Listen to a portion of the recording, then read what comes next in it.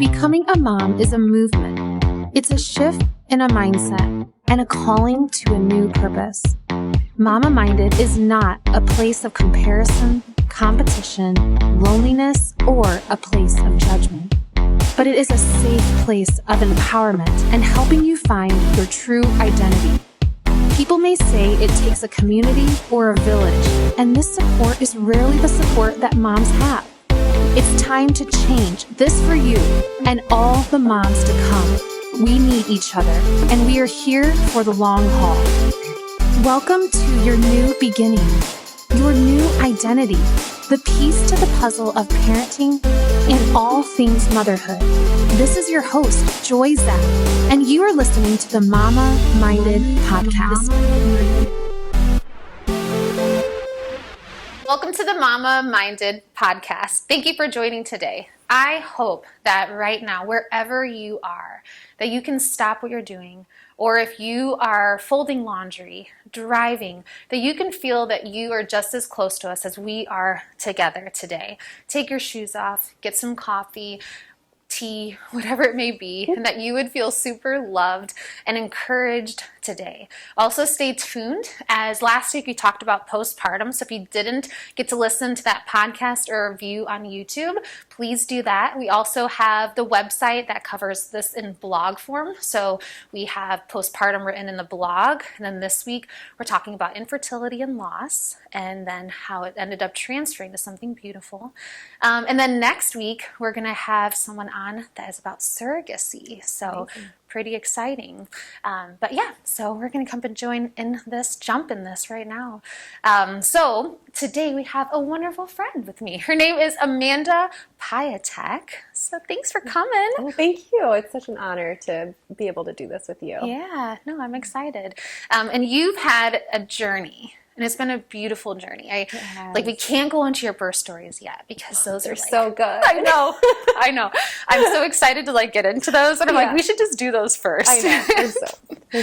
They're fun. Yeah. Good. But before that, I think it would be so good to touch on the rocky moments. Absolutely. And to touch on those moments that seemed despair and discouraging, and will we ever get out of this, right? And do you mind just kind of touching base on that a little bit right now? Yeah, of course. Would it be helpful just to kind of start with what that journey was for me?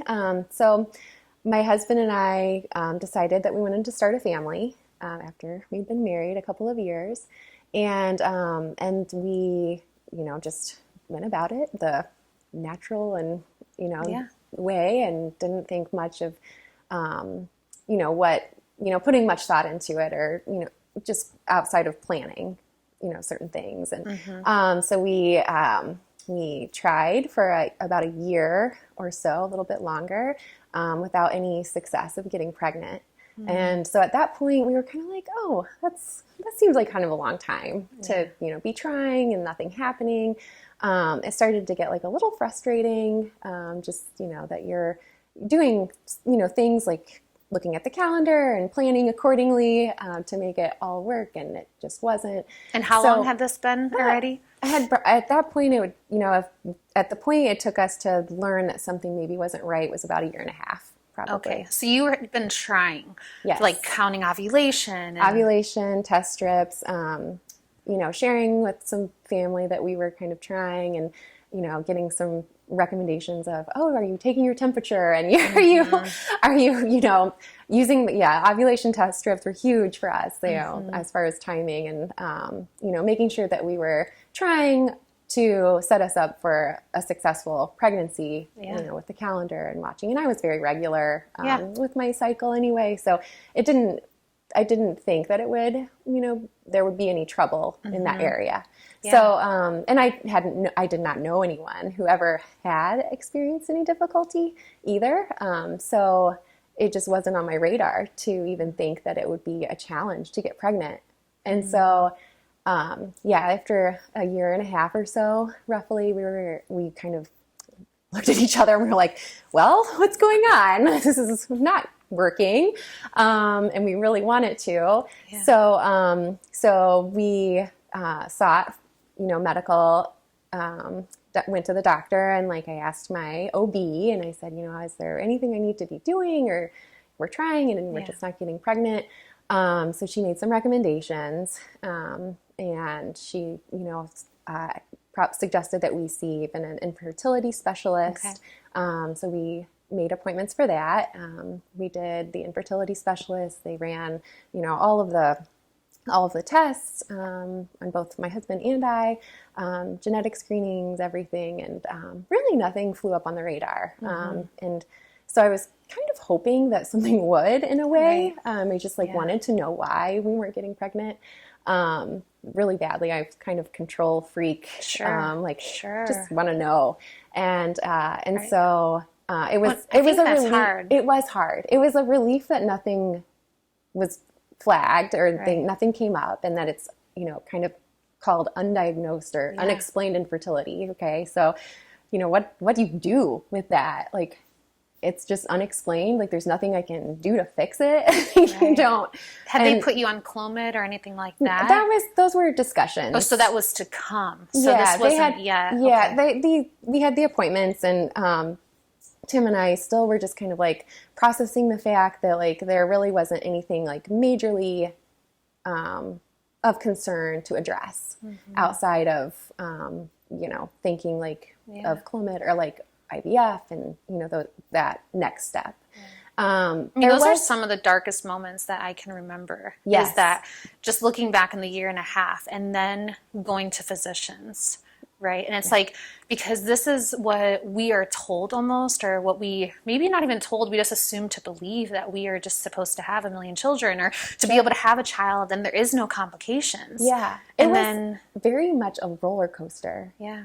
It was a roller coaster of hope, but then also like rock bottom. Yes. Where you're just like, not maybe mad, even like frustrated. Absolutely. Concerned. It became all consuming to me. Like it took over. Yeah. I kind of got to a point where it took over almost a lot of my thoughts, not all of them, but it was constantly on my mind. It was something that was present and that I wasn't able to share with other people. I didn't think that I could, it wasn't something I was openly talking about with others. And with many, infertility isn't. Yeah. Like to some, infertility is very, but then there's like that key where some people it's like, oh, like I'll share. So for myself, I'll share it to anybody. Like this is what happens and this is what I went through. But to some, it's like what you say, like, how much do you tell? And this is like, exactly what is wrong with me? Yes. And that was the other thing too. I was dealing with like, these emotions that I had never really experienced before of, just, I got to a point of despair and like just all these negative emotions, they were putting me in a bad mood. I was not one to be in a bad mood typically. Like you just, I just felt like I was grasping at air. I was grasping at anything that could help and just not feeling like I was in a good place at all because it was just making me have these emotions that I just didn't know what to do with. Yeah, I remember so for us, like our journey, and I've mentioned it before, but it was like 2 years into marriage and we found out we were pregnant and the infertility and the miscarriages. And literally we went to 40 different doctors and it was ridiculous how many times like there wasn't an answer. Right. And it was this unknown infertility. We're like, no. Can you please just make something up, right? Like, it was just like, there has to be an answer to it. And it's like the hope that this doctor will maybe give an answer or, and then traveling different states. And it's just to come back and it says like, well, nothing's wrong. I mean, maybe you could try this and maybe you could try that, So did they feel like anything was... Yeah, I did have like a small polyp removed. And so, it was a very minor procedure, surgery.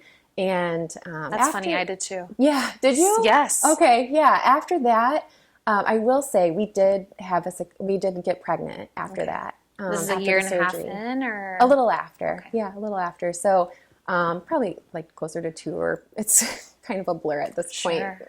Deprived sleep right now too. My brain is not really recalling. But yeah, I did have the polyp removed, and we got pregnant shortly after, I think. And so we were very hopeful. Like that was helpful. And we just weren't ready to dive into IVF yet, or taking taking medicine or doing other things to kind of help promote. We really did.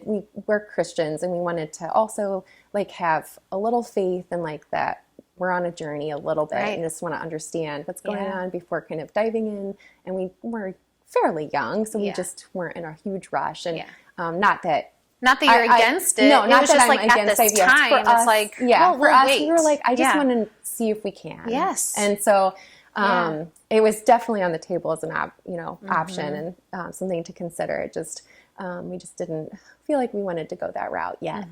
And so so we got pregnant, and then that pregnancy resulted in a miscarriage. And that was so hard. Yeah. I get emotional still thinking about that. Well, it was a life, right? Right. And you didn't get to celebrate it as long as you wished you would have. Right. And so it was just like a lot of hope, and it was just very exciting to be pregnant. And so, we were very sad about that loss. And so, I just still was struggling with a lot of emotion surrounding like this whole journey of trying to become pregnant. And I just wasn't feeling good about where I was at. I just felt like it was making me feel just upset a lot frequently. Like I just wasn't, maybe depressed a little about it too. Like I don't even know how to like articulate the emotions, but it was just really difficult. I would say it was a really huge challenge. I think sometimes it's grief, and we have to allow ourselves to go through those grieving processes. And I mean, I can remember looking back, each miscarriage was so different for us. Like the first one to us was, we weren't trying long. I mean, we literally just tried, and then I would get pregnant, but it would end up in the miscarriage every time. So the first one was like, well, we're excited. We got pregnant. And then the second one was like, okay, well, that was kind of strange, but that's okay. The third one will make it. And then the third one, that one took me through a spiral. Yeah. I remember, like one of my best friends, Sharon, she came and like lived with us for days because I was not in a good place. I would not open the blinds. I stayed in my pajamas for weeks because the last thing I wanted was to see anybody. I mean, I felt like anywhere I walked, I would walk past someone that was pregnant. Or I would see someone like announcing they're pregnant, and family members. You're not happy for it. You're struggling through so much personal emotion, and it's not, it would, same.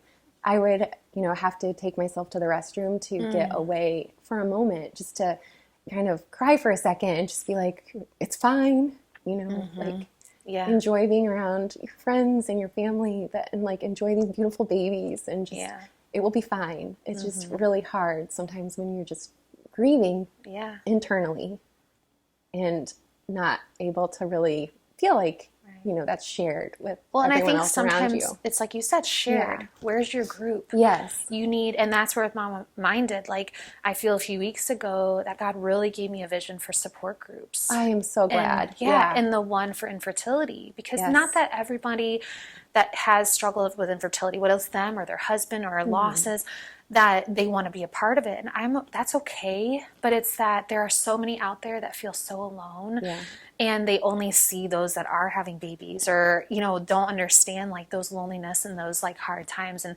I remember soon after our fourth or fifth miscarriage, I was in church, and it was Mother's Day. And Mother's Day was like the day and I remember even my mom one time, like my mom was amazing. I remember her one time was like, well, Joy, just live for like a different, like, you still have your mom, and be excited. And I was like, Mom, I'm so excited that I have you. I said, but my arms are so weak.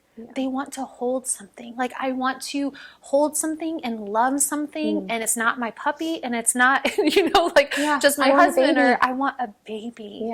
And I remember that year in particular, like everybody I knew that was struggling with infertility, like I brought gifts to them. And because I wanted to like be outside, and I thought that's going to make me feel better. And I'm so glad I did do that. But then I remember I walked into like the main open area of the lobby, and a song came on. It was like, God makes no mistakes, and rejoice in the Lord. And I lost it. I lost it. I couldn't even handle it. And I walked into church. I said, Elijah, we have to go. Yeah. We have to go. Because it was just like, he doesn't make any mistakes. Like, what in It's the just world? heavy. Right. It feels really heavy. And you just can't comprehend at that moment Yeah. because you're so low. Yes. You're so, and you're here, you're like trying to be a high, and you're trying to love others and do for others. And then that happens and you're just like, wow. Yeah. Yeah. It's, it was a lot. And I will say too, and I'm so glad you brought up with what you're starting with support groups, because I think that was one of the things that really helped pull me out of the place that I was. I ended up sharing, I think, with some family, and at this point we had 3 total miscarriages in a year, so it was just like one after the next kind of thing, and so it was kind of starting to hit pretty hard. And so we had shared with some family what we were experiencing, and one of our family members had reached out and shared that she also had experienced infertility as well, and she actually started an infertility support group. Wow. And invited us to come. She's like, you can come, you don't have to, but feel, it's an open door. Please, we would love to have you join. And just kind of being surrounded, and each couple was going through very different things, and so it was just it was a great thing for me, because it helped me reset my mind, and know that God doesn't want us to be in a place of despair, and that I was kind of like sulking in it. Right. And overly controlling over it. Oh, totally. I was just, I wanted, I was doing all the things to make it happen. And I was like, wait a second. Okay. I just got to a point where I sat down and I said, no, I'm just going to be okay with however things turn out. I will be okay with it.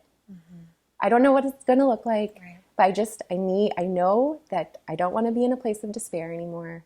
And I just want to change my mindset and my focus. And I did, over a little bit of time, with some encouragement with my husband and through this group. And it really did an amazing transformation for my mind, just to get like in the better mindset, and refocus. No, I think mindset is so good to like transfer, because there's so many things that I was reading something recently actually, and it was saying how fact versus like what is truth. And so many times, like they say 95 to 98% of the things that we worry about like never come to fruition, but our subconscious is like constantly like at unease, and it's constantly telling us stories. And so there has to be a time where we shift and we say, you know what, I'm done living and for me, my husband, he's like, you are living in this realm of thinking like identity is infertility. Yeah. And you have made infertility and miscarriages your identity and who you are. Yeah. And I was like, whoa. I remember getting actually angry at him. But I know. Same, like you don't want that, but you're like, yes, it is becoming all consuming. It was very present and taking over, most of how I was feeling every day. And so, when I did shift gradually over my mindset, and I knew that, that I just needed to be okay with the journey that God was having us walk through. And when I came to that realization for me, that was so freeing. Wow. It was huge. I let go of so much of the heaviness of it, and was able to just, even after experiencing a miscarriage, being like, okay, that one wasn't supposed to be, and that's okay. Yeah. And it'll be fine. Yeah. And you're not going to give up. Not going to give up. And I just, I dove into, personally, I just felt like very strongly that I needed to focus on my trust, trusting whatever that meant. I just was like, I trust this journey. I trust God with my life. Like, I'm going to trust it. And so, after that, like very shortly after that, we were pregnant again. And this is the pregnancy that I experienced with my daughter. Wow. And through that, just so many things fell into place. So it was incredible. I can't really explain like how amazing it was that things just kept lining up so well. And so, we started this pregnancy again. I had a new mindset. I did start this pregnancy with a difference than than the past years. I said, this is great. I give glory to God in this pregnancy. I'm so thankful for it. And we're just going to take it day by day. Yeah. I'm just going to take it today and we'll see what tomorrow is. And then the next day I'll be like, this is awesome. I'm still pregnant. This is great. Right. So each day, just day by day and just honing in on that trust. And then we kind of got to a point where I was like, I got to make an OB appointment, like start getting things, in order. And so we started, having appointments. It was, of course, COVID. It's like pandemic started that year. I think it was 2020. And so, 20 years ago. Feels like forever ago. But yeah, I had scheduled all these appointments. I had to go to them solo because you weren't allowed to bring your spouse. You're masked up and it was fine. It was great. I was very happy to go, I was just in a good place. Yeah. It was very good. And so we went through like the first trimester with 0 complications, 0 in anything. Honestly, I had a great pregnancy. It was. You had done some things pre-pregnancy prep. I love it. Yes, I did a lot of pre-pregnancy prep. So I'm glad you brought that up because I had come across a blog and I couldn't tell you what I was looking up, or I had come across it. Yeah. And again, one of those things that just kind of fell into my lap. And it was a blog about kind of like a reset and resetting your body, right? So it was kind of an elimination diet, combination of things. And I told myself, I was like, well, I have never done an elimination diet. We'd always been like pretty healthy, relatively speaking, exercise, work out, do all of those things. But I was like, I want to be my best. I just felt very called to follow it. And I was like, it's 3 months. Wow. It was like 3 months. If I can do it for 3 months, at the end of it, if nothing comes of it, fine. Like, I just feel like maybe I'll feel healthier. Yeah. And in my head, I was just, okay, whatever. So I tried that. And it was a very pretty, like, strong elimination diet. What did you eat or not eat? I was eating like just a lot lot of protein, a lot of meat, a lot of fats. It was kind of keto. Yeah, it was very keto with some modifications. Yeah. I eliminated sugar completely. With the exception of a few berries. I eliminated caffeine totally. Alcohol. It was very much just meat and vegetables. Wow. So, which was fine. And I don't think it's for me long term or anything, but it was fine for 3 months. You know, sure. I felt like very good. Okay. I had always struggled with like eczema and skin issues, and I do feel like it was helpful for I was like, I'll just try this. Yeah. And I did. And then the other thing I did start, and that was leading up to getting pregnant too. So this was all just before I had gotten pregnant. The pre-pregnancy Piatek the plan. Yes. For the mama-minded moms moving mountains. Yes. And so, and then I had also started acupuncture, and I did want to try it. I felt like it was recommended to me by someone, and I was kind of like, oh, I don't know about that, but I did try it, and I used it that time. It was great. It was time that I set aside for myself, and I meditated, and I just had a little downtime because I usually kind of on the go, and just needed that time, I think, too, to process and like just be in my own headspace for a little bit. And so I did that, and it was great. And when you would meditate, what were you listening to? I never really listened to anything. Okay. I was mostly just kind of just in my own thoughts. And so it was more of a silent meditation. It was, because I think with acupuncture, they just, you lay there. I don't remember how long the sessions were, maybe half an hour or 45 minutes. And I just kind of needed not to even process the day, but just get my head, like, keeping positive being Yeah. prayerful, Yeah. just using that time for myself that I didn't really set aside time before like that. So that was helpful to keep me, I think, in the, positive mood that I was kind of in the good place that I was in. So yeah, those were two things that I do think were helpful for me. And I felt, like I was glad that I did. Yeah. And then yes, once I progressed into the pregnancy, I continued the acupuncture, like I think through most of the first trimester. And then we started with our OB visits. And I do remember my husband I would come home, how's the visit? Like, what's new? Like, what did you guys do? What did they say? Aww. And so I would always come home a little like, I don't know, just kind of disheartened a little. And he would be like, what's going on? Like, why are you upset? Wow. And I said, I don't know. I just feel like each visit I was having, I would go in very confident, and I was very confident in the birth that we wanted to have, and we kind of discussed having like an unmedicated kind of natural birth. And I expressed that to the OB too. And, she was supportive, but I was just getting a little frustrated that I wasn't getting a lot of support, like education wise or anything like that. She was just like, great. Yeah, you can do whatever you want. And I was like, okay. So what do I do? I've never done this before.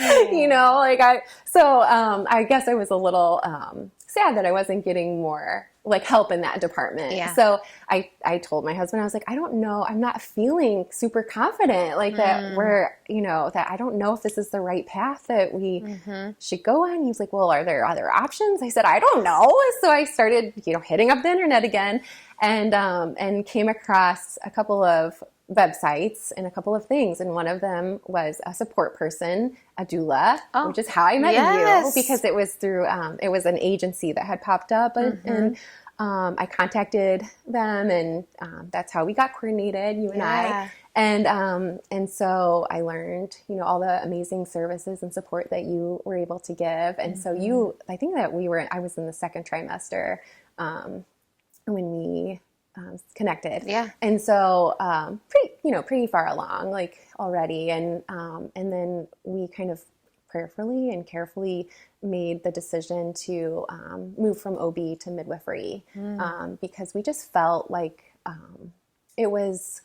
it just felt like we were getting a little bit more support for the birth that we had envisioned for us. Well, it's so crazy to me too, because if we backtrack, right? Yeah. Like thinking about it, you went through so much infertility, so much loss, so much of like controlling. Yes. And then you walked into this pregnancy like, I have no control. And you decided for us, OB, not even to do OB, which is like crazy for some people to think about that would have infertility or high risk and stuff. And it's not for everybody, obviously. But yeah, that's a big transition. It was. And then people, how would you tell people, or do you tell people? We didn't. Yeah. I was so nervous to tell everyone because it just didn't feel like what you were supposed to do. Like it wasn't that we wanted we even discussed doing a home birth, and I didn't want to set off alarms for anybody, but that we just had been so prayerful over the fact that we wanted to set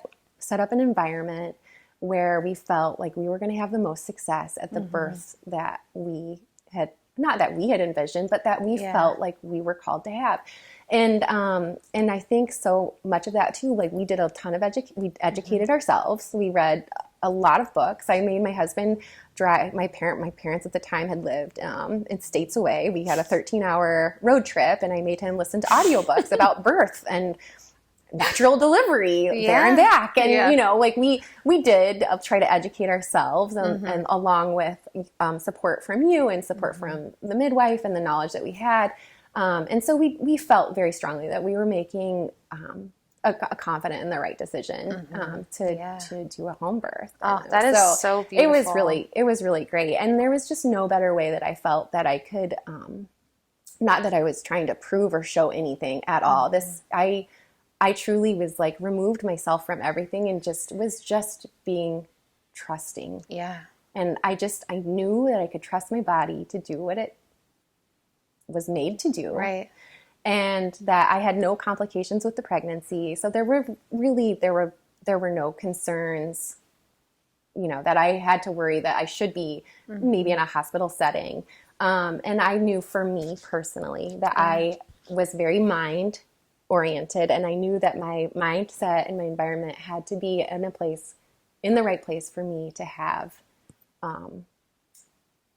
maybe success, I guess, if you want to call it that, at having a delivery, the delivery that I did with her, or the birth that I did. That's so beautiful. I think even there's so much to unpack with your pregnancy that I don't even think we got into, like some details of like certain things that you did, and then your birth in particular, and then Joey's birth too. Yes. And I will say too, because I had to remove so much fear I had around birth.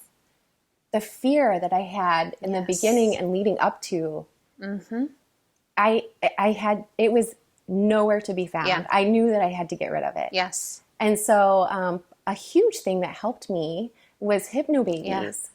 And I used that as a tool to kind of change my mindset around birth. I had to. Yeah. I went into this my whole life. I was scared of birth. Yeah. I was scared. Yeah. I wanted a baby. I but was too. Very scared about it. I said, this doesn't look like it could be very fun. Like I mean, I guess I'll do it, but like, like it's just like I had that little bit of reservation, and I knew that I had to eliminate that.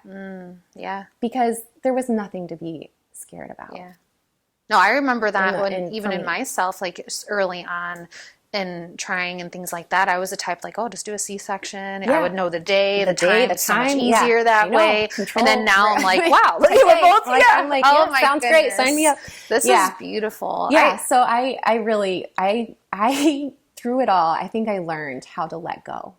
And how to give up, like how to just let go of control. Wow. Because this is something I feel like birth and pregnancy is just there's a lot you can control, but there is so much of it that's out of your control. Right. And so I needed to learn that, I think. Yeah. And it was great that I could go on that journey to experience that. So good. Well, thank you. I know today's topic was hard and deep too, to even express, but I feel to the listener that their heart has been touched as my heart has been touched, and to let go and let God, and to just be able to release, like it's in surrender. And that's what labor is too. And again, we're going to have you back on, like we have to have you back on because we have to hear more of your story and just even more in details that I feel like we didn't even get into today. And so I thank you. And then you'll be on here to record with Aurora. She'll love to interview with you. I will love that. She is the best interviewer. Yeah. Well, thank you for listening today. Our hope is that, again, that you feel so loved and so encouraged, that you were able to be a part of this talk. And maybe in your heart, you've struggled with infertility, you've struggled with loss, you've gone through something or know someone. And maybe today's words would inspire you to know how to communicate with someone that has gone through it that you haven't, or that you can resonate with us and know how it feels. And maybe there's specific topics that you would love us to touch on more in the future with Mama Minded. Please do not hesitate to reach out. My email is mamaminded@gmail.com, and I am here. And if there's something you need or prayer or anything, like please do not hesitate. My passion is that moms would walk away feeling loved, and that there would be a friendship, that it's not just behind a computer or a screen or a phone and watching a video or listening or reading a blog, but that you would be able to find a friendship and a community. If you're ever in Northwest Indiana, please look up our website and find our events. We have so many events every single month that we meet in person, and we would love to have you. Thank you for listening. Hi, welcome. I am sitting here with the amazing Aurora. What a fantastic young lady. I am so excited to be here with her. Aurora, can you tell me a couple of exciting things that you have coming up? You have a couple of big events. Like today you have a big event, and in about a week you have another big event coming up. So can you tell me about the one today? We're going to a bowling thing. Yeah? A bowling thing? I think it's actually called the Super Bowl. It is. Do you know what kind of sport you'll be watching for Super Bowl? It's football. What do you think? Yeah. Football. Yes. At their house. We're watching it at their house. Yeah. Yeah, that's exciting to be able to go to a Super Bowl party is what they usually call it.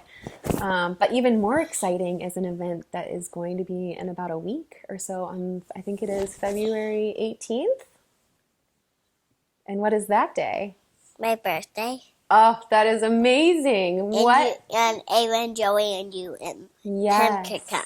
I am so happy to have that invitation. It is so... I invited Papa Joe and Mary Ann. Did you? What a wonderful thing. You are such a sweet girl, and it is such an amazing thing to celebrate your birth. Your birth is amazing, and we get to celebrate it every year on February 18th. How is it having a mom that helps Good. other mamas having babies? Good. What is that like? I don't know. Is it interesting? Yes. I feel like you learn a lot because I think I've seen you play with baby dolls quite a bit, and you are such a good caregiver to those babies. What do you... Give birth a lot, remember? No. No. But you like to help when the babies are new and little. I know it. And you're a good big sister too, aren't you? What is one of the most favorite things about your little brother? Playing. Why does my mom have a timer on? Sometimes it helps us know when the cameras have to be reset. Do you know the numbers? Oh. That means the camera's not started, or the timer's not started. But that What was really is it? good reading those. You were very good at your numbers. So what? Speaking of numbers, how old will you be? 5. You're going to be turning 5 years old. That's incredible. What do you think you are going to learn this year as a 5-year-old? Or what do you hope to learn as a 5-year-old? I'm gonna learn to read a word. No. No? It would be Because you really already neat. know how. No. It would be really fun to learn how to read words. I know you know how to spell your name. So you're well on your way. You know your letters really well. That's cool. Do you have any questions that you'd like to ask me? It's okay if you can't. Where's think of it. Ava? Oh, Ava? Well, I'm hoping that she is home having a nap, but I have a feeling she probably chose to stay awake to play. She's with her little brother and dad. But I think she did want to come. She was sad that she was not able to come and play with you today. Do you have any other questions? You should touch the cactus. You know what is a funny story? I actually have a yellow cactus exactly like that, and I put my finger right on top of it on accident, and it felt, how do you think it felt? Weird. It felt prickly. It kind of hurt a little, and I didn't notice it right away that the cactus was there, and I put my finger right in it. It was very silly. I would not recommend touching it. So what else is on your mind? Anything? Do you ever ride a horse? That's an excellent question. I have ridden a lot of horses. They are amazing. I feel like it's one of those things that can be a little scary because they're so big. But the neat thing is that I know someone that has horses that are miniature horses. And so they're not... Papa Joe. Yes, and they are not even scary at all because they're so cute and little. And they're the perfect size. They're the perfect size for someone like you especially to ride on. I ride on big horses. Have you ridden a horse? Uh-huh. A big one or a miniature one? Big ones. That is amazing. How did it feel? Good. Aren't they incredible animals? Uh-huh. I really like the horses. They are beautiful, and they can be really fast. What is your favorite thing about a horse? Do you like how soft they are? I like when I get to put the saddle on. Yes. You know what? I love brushing them. I feel like they love to be brushed. Do you ever brush a horse? Mm-hmm. Do you ever put a saddle on a horse? You know, I have once. It's been a very long time. Both of my grandparents actually had horses, so I got to be around a lot of horses when I was your age. It was very fun. And I feel like you will probably get to ride a lot more horses in the future, too. That would be really neat. I feel like you are into horses and unicorns lately. Are those some of your favorite things right now? What are you hoping for your birthday? That